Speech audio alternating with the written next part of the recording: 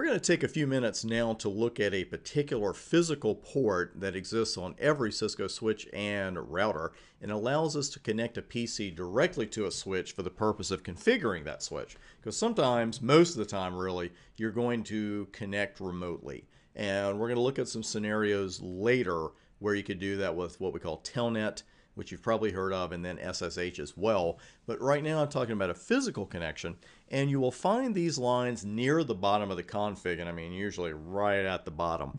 And let me just show it to you live, and then we'll come back to the board. And this is a config period, the entire thing, the running config on one of our routers. And some commands, hostname you've seen, but that's about it. We're going to be looking at those services later on. And then as you go down, you'll see some information about the interfaces on the device, and not much there because we haven't configured much on here yet. But down here at the bottom, some important stuff. This is what we're looking at right now, line con 0 and a couple of commands that are not default commands, but they're very helpful lab commands. I'm going to fill you in on what they both do in just a moment. These are the lines that have to do with remote connections, and we will be looking at those in another section. Right now I want to stick with this physical connection that we're talking about. Exec Timeout with a couple of zeros behind it and logging synchronous. But what's that line con 0 all about to begin with? Well, that refers to the connection to the console port.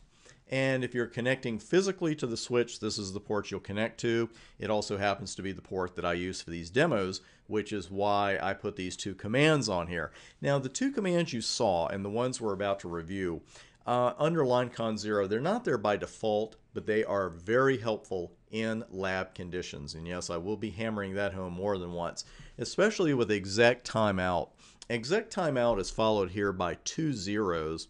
And let me use iOS help real quick to show you exactly what those stand for.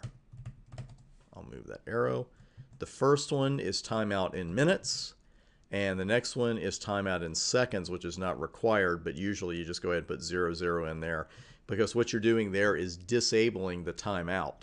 And you might say, well, timeout from what? Well, what happens here is that the console port will kick you out. It'll disconnect you after 5 minutes of inactivity. And in a home lab environment, that can get a little annoying as you take breaks or you're off from a device. And let's say you've been practicing passwords and you have a password on your physical connection as well. And then not only do you have to re-enter, but you got to re-enter a password, etc. It just gets a little annoying. Not the worst thing in the world, but setting this to 0 minutes and 0 seconds disables the feature. So you don't have to worry about timeouts, because when I'm using live equipment here in my courses, I would not want to say, oh, wait a minute, I got to log back in again and this password, etc., etc. So that's why I use it here. Now, I strongly recommend you not use this command in production networks. Cisco feels the same way. I think everyone feels the same way, because it does create a security vulnerability. There's a reason you want that connection disconnected after 5 minutes. You don't want to just sit in there permanently. So again, I do not recommend using this command in a production environment.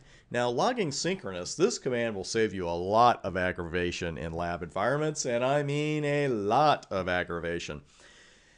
By default, when the console wants to tell you something, whether, it's one of the system messages we see, it just tells you anything. If it has anything to say, it wants to tell you right now, because you got to know right now. And the problem is, right now might just be when you're entering a command. And having that interrupted, it's really aggravating. I'll try not to keep using that word. But here's what happens. I took a screenshot when I took logging synchronous off here. And I used a time-honored method of removing just about any Cisco router or switch command, putting the word no in front of it. Once in a while, you'll find a command where negating it just by putting no in front of it doesn't work, but it almost always does. It's a great habit to get into. Now, what happened is, I went back to the prompt and I started typing. And by the time I put now I am, and then wham, here's the system message, and then going to type something actually appeared at the end of configured from console by console. And not only does that get aggravating, but it can actually negate the command that you're writing. Now, if you're entering it and you manage to just keep typing it and you ignore that console message, then you'll be okay. But mostly it's just, again, aggravating. Forgive me. But again, it's a good lab command to use, logging synchronous. and Exec Timeout 00 to put those on your console ports. Good commands to know for your exam as well, but they really can come in handy in the real world. Now, speaking of the real world, remember that problem we have with broadcast domains? I'm sure you do. The ones that neither hubs, nor repeaters, nor bridges, nor switches of their default settings could solve.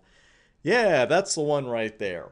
4 hosts connected to a switch directly to their own ports. We got 4 hosts, we got 4 ports, we got 4 collision domains. We love that because we can't have any collisions with this config. But boy, can we have trouble with broadcast because we have one great big broadcast domain. By default, and there's the key phrase, Cisco switches don't do anything to segment your network logically on a broadcast domain basis. But non-default, they do. That's where virtual LANs come in. Because what we're looking at here, again, by default, is a physical LAN. It's a physical local area network. You got 4 devices connected to the same switch.